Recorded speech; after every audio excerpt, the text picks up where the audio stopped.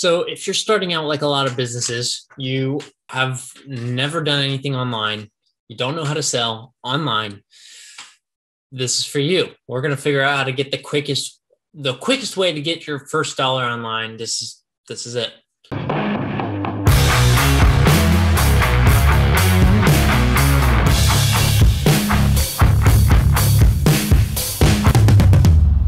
All right, the quickest way to get your first dollar online. When you first start an online business or a segment of your business that's online, you want to figure out how to get the most momentum right away. And this is what this video is going to be about. It's going to be about the fastest way to get that first dollar, because then you're going to get going. And you're going to see the end much clearer. So we're looking for the quickest ROI, return on investment, and we are on the hunt right now. I want to tell you a story quick about a client that I had at one point a couple of years back, where we were tossing back and forth these ideas. It was this client was in a place that had business, a lot of business, and a lot of business, but it was only for about 10 to 15% of the whole entire year. They're in this hotspot for the summer vacay goers on the East Coast. But then the other 85 to 90% of the year, this person didn't have, this client didn't have any business, like hardly any. And they were in a kind of a drought, and it was the summer that kept them going. So you can imagine how much business they had to have for that summer in order to actually, keep, be sustained throughout the rest of the year, right? And so I'm thinking, okay, and with previous knowledge that I do want to talk about, I was thinking, okay, this place is a brick and mortar business. Brick and mortar businesses are kind of infamous for, having to have your clientele be able to walk into the door at any moment, right? If that's the only way you're going to actually get business is through people literally walking into your business, it's going to be hard if you don't have that business for the entirety of the year. So as the marketer for that business, I had quite the task ahead of me.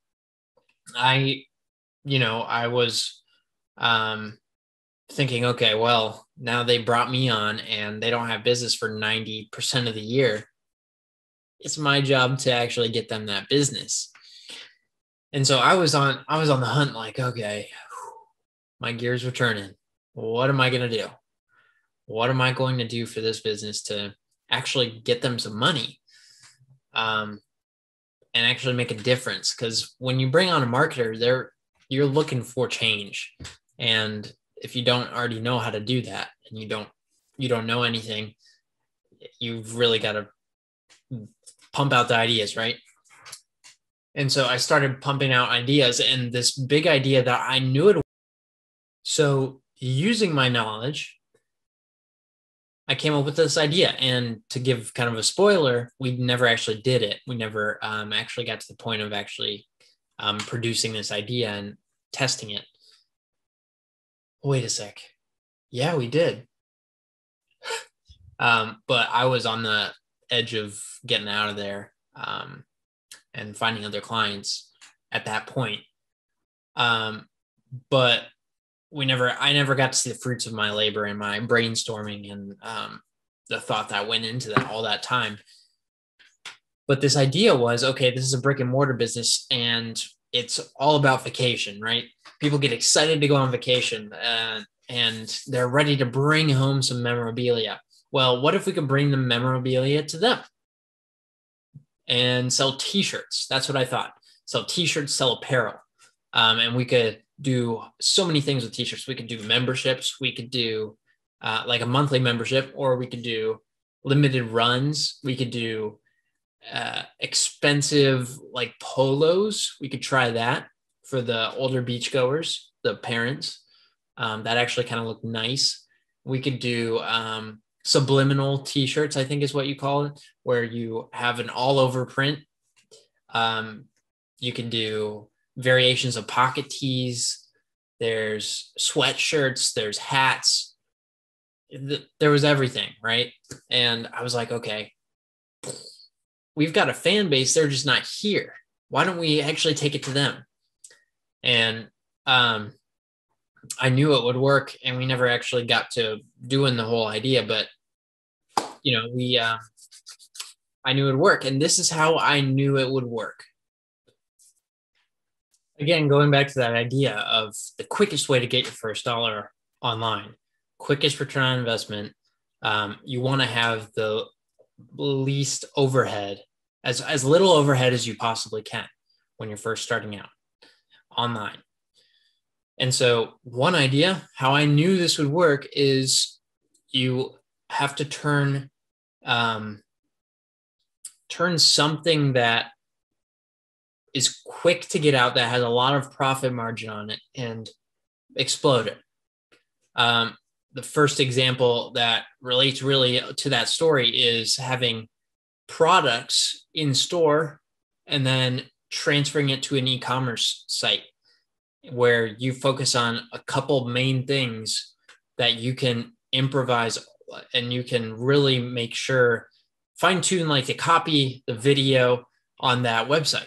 And now you start shipping and you streamline the whole shipping process. And it starts out complicated, but if you have a small amount of products that you can start out with, you can do that. E-commerce, that's the first thing. Transfer, if you have physical products in your store, make it an e-commerce store and then start looking into that. All right. Second thing, how can you sell the thing and get the quickest return on investment with the least amount of work? There's a second thing, which is if you're selling services instead of products, you take those services and turn them into info products. All right. It's easier to sell a product than it is a service. It's easier to describe a product than it is to describe a service. And it's easier to transfer ownership of a product than it is a service, because you can have many, many, many more products than you can services. Services they're hard. They take manual labor. They take people. They take full-time employees, and that's hard to juggle. Whereas products, they do not take any of that. They just take a simple product, profit margin, boom, sell it, get it out the door. And then you do that over and over and over again. So, services, turn those into info products. There's this guy named Dana Derricks who says the thing that sells the thing. So there's one thing that you could take a service. You would sell a thing, but then you want to turn that service into something that you can sell, something that sells the service.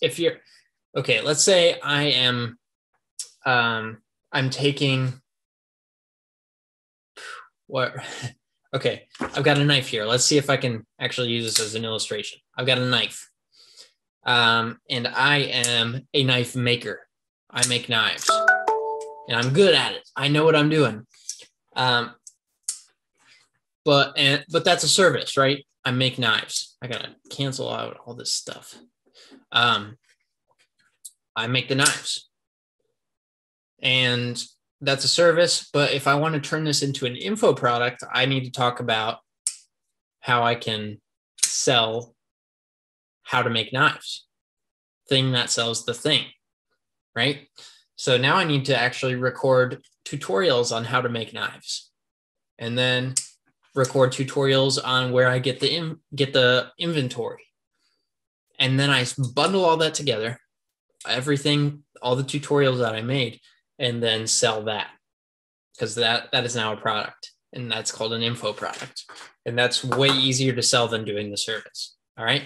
So turn your services into info products. Third thing that I know, this is probably way beyond you, but it's something to keep in mind, is just to rehearse this idea of how can I get the quickest return on investment with the least amount of work.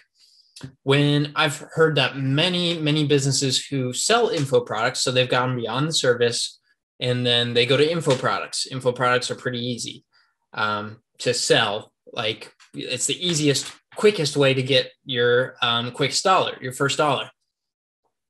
But then you can only expand that to a certain amount because you can only price them a certain amount, right? Then people switch from info products to software as a service because you can sell unlimited amounts of software without having, and then make upgrades on that software. And it's very expandable so that you can get it in as many hands as possible. And it does so much. That's a software as a service.